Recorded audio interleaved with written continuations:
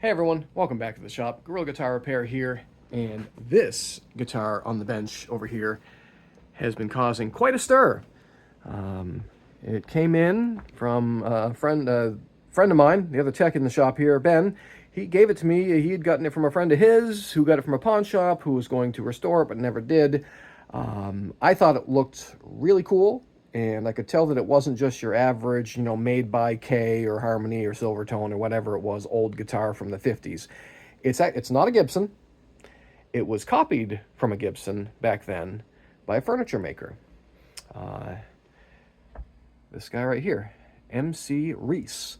And I had to make sure I was pronouncing it correctly. I actually got a chance to talk to his daughter, who was unaware that this guitar existed out in the wild. Apparently, she thought there was only 4.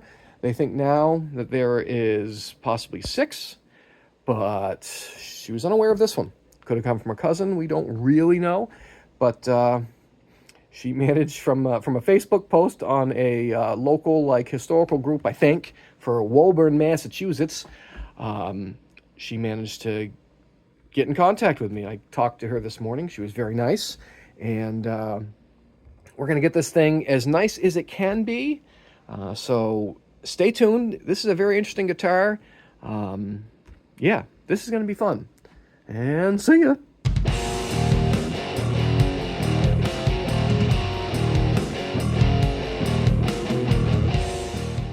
All right. So yeah, I was first going to just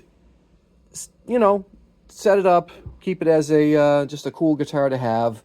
There are a lot of really neat things I like about this. It's got a baseball bat. Oh, there goes the pick guard. It's got a baseball bat style neck, really chunky. And there goes the bridge. I had removed the bridge yesterday. This is a solid chunk of Brazilian rosewood. Yeah, that's kind of cool. Also, Brazilian rosewood. This overlay here. Look at that.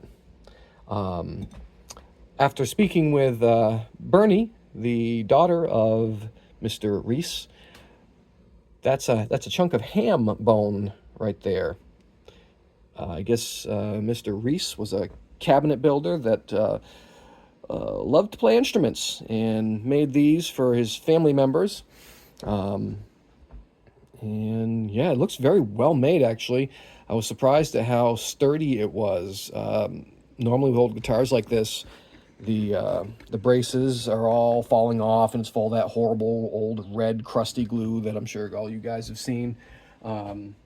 This one was not. The work was very clean, and other than the pieces, I took this off. So don't worry, this will be fine. This is normal, but no rattles. I mean, even with some humidity cracks, or lack of humidity cracks in the top here, the braces are still solid.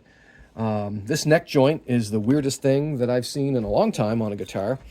I think, so I had to pull, I thought it was a normal Martin dovetail style or Gibson dovetail, so I was poking around here and here, seeing if I could find a cavity to get steam into, and obviously there is none.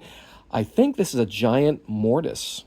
I'll stick you guys down inside there with a light so we can really see what's happening, but it looks almost like a slipper foot style. I don't know if you guys can see from this angle, but we'll get a light in there. You can look around. But I don't really want to tear this apart anymore because I think it'll just damage it further, and I don't want to do that. I don't want to refinish the whole thing. It looks really cool as it is. So what we're gonna do is I'm gonna clean up this piece. We're gonna pull the frets because they're kind of uneven. There was a pretty bad body bump here anyway. This is just old crusty finish. So we're also going to, we'll get rid of that. That'll be fine. We're going to pull the frets and level the board, and we're also going to shave the bridge. I think between shaving the bridge, it's really thick, really, really thick, and leveling the frets and kind of working it in from this angle, I think we'll be able to compensate for this neck angle without having to reset a neck, and that'll be great. Because the only other way to do it is I'd have to pull the whole back off to see really what's going on in there, and I don't really want to do that with this. It would be too destructive. Also, other things we got to fix. It's obviously missing a tuner. That's okay. We have tuners. That's not even a problem. We'll probably have to change the nut. That looks like it might not be. Maybe it is. I don't know. We'll check. If this is fine, we'll leave it alone. And obviously, we're going to re-glue the bridge. And this top is a little warped. It's probably from lack of hydration. It's a very interesting bracing style. Well, you see when I get you in there, but it's not a traditional X, but it's not traditional lattice. It's very cool, actually, what he did. It's buckling a little bit here, but this is probably just lack of hydration. I think this will be okay. We're going to try to flatten this out with some cold clamping. Where basically I just take a wet rag, put it inside here with a big flat block, and clamp it from the top, and hopefully it lets the top sink down a little bit, get it flatter, which will only help our action situation. If not, I think I can get it pretty close. It might not be, it might not be super playable up in this area, but I think we can at least make it so you can strum some chords on it and play a song or two. So let's take a look at the back. His daughter, Bernie, said that she would be happy to come in, and she wants to come in and bring another of his guitars in here. So I think she said she'd be happy to talk on the channel. So, I think I can fix these. Yeah, I bet I have this piece. We can probably just fix these. This one's bent, but it still works. These are often bent. But yeah, we're going to hopefully get a chance to look at one of these in really good condition. Kind of a shame it got all, you can tell, just like scuffed around somewhere and just laid on the floor or something. That's a bummer.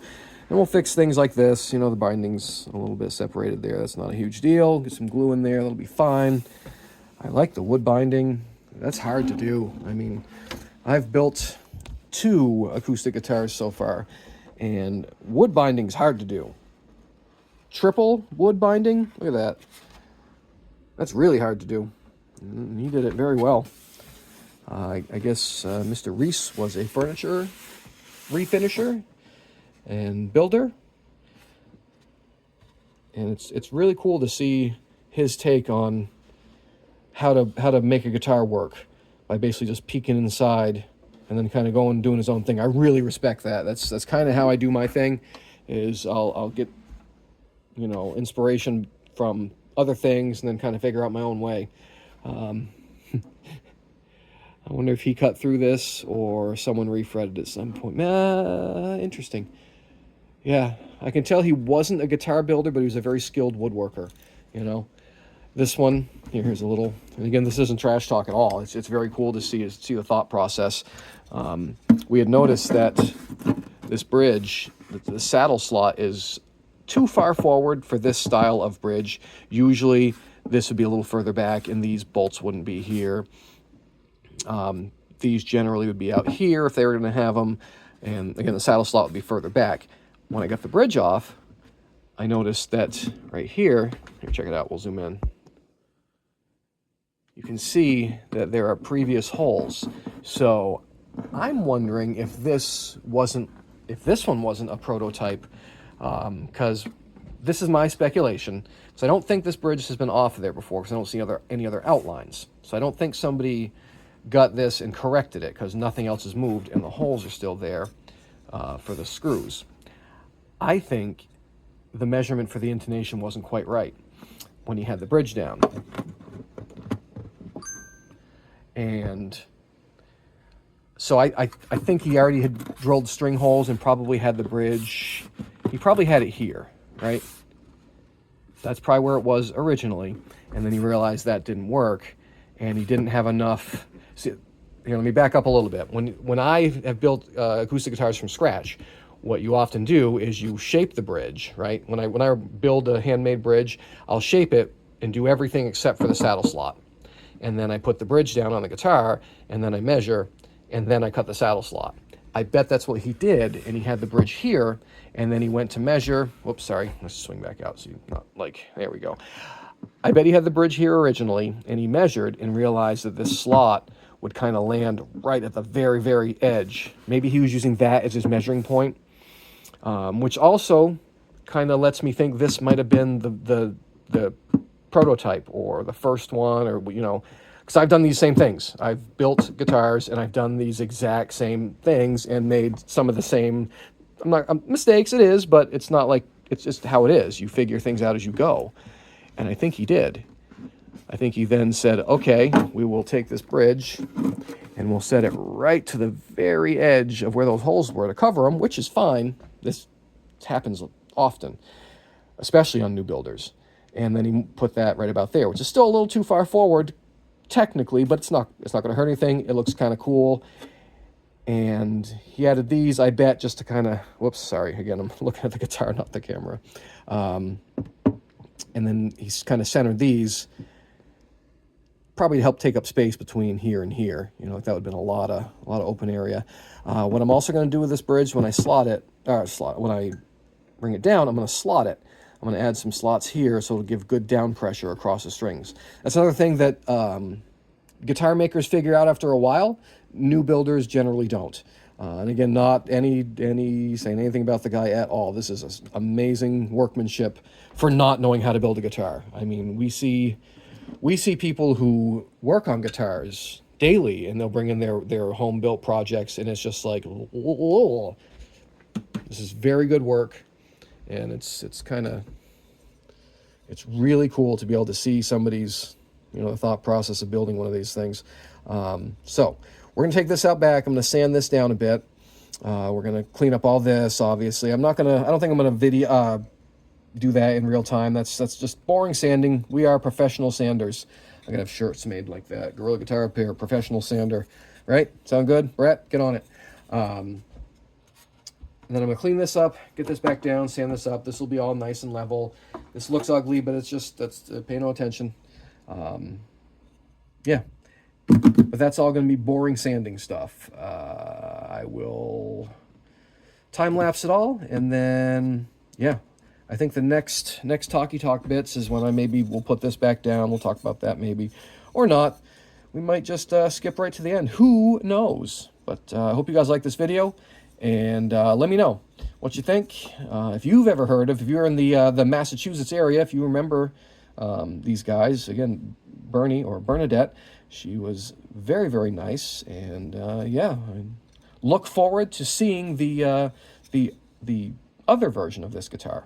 So we're going to end this one here for now and put it out as a, kind of a short what's to come video. So thanks for watching. Keep subscribing. I think we're up to 32 something, 100 peoples, and I really appreciate it. We got a couple other projects coming here. Check this out. That thing over there, look at that. That thing's nuts. It looks like a sculpture. Look at it. What is it? Anyway, thanks for watching, and we're gonna do this guitar right. And we'll see you guys later.